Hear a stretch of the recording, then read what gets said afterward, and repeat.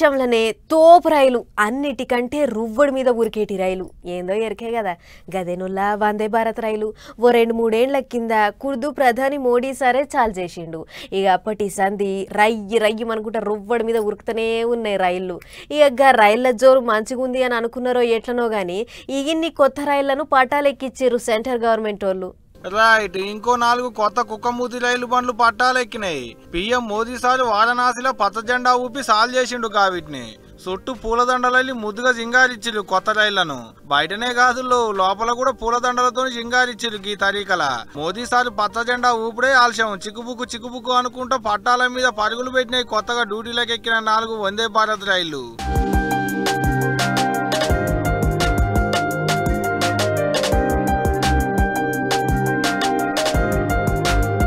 మందిలో తిరుగుడు మంచి షట్టలు అరుచుకుంటూ సార్ కూడా అలవాటున్న పనేనా ఆయే. అందుకనే సార్ సుతా కొత్త రైలు బండ్లలోకి తిరుగుకుంటా అందులున్నోళ్లతో ముచ్చట్లు పెట్టిండు గీ తీరుగా. ఒక్కొక్కరిని పాయనం కొద్దిగా మందలు ఇస్తుంటే అందులున్నోళ్ళ మురిపం చిన్నగా లేదు మళ్ళా.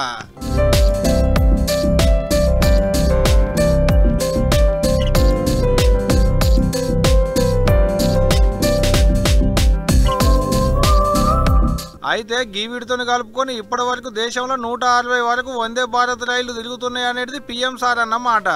అంతేకాదు వందే భారత్, నమో భారత్, అమృత్ భారత్ వంటి రైళ్లతో దేశ పబ్లిక్ కు మస్తు ఫాయిదా అవుతుంది అనుకొచ్చిండు.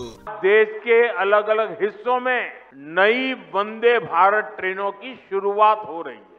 काशी से खजुराहो वंदे भारत के अलावा फिरोजपुर दिल्ली वंदे भारत, लखनऊ सहारनपुर वंदे भारत और एर्नाकुलम बेंगलुरु वंदे भारत, इसको भी हरी झंडी दिखाई गई है. अब देश में 160 से ज्यादा नई वंदे भारत ट्रेनों का संचालन होने लगा है.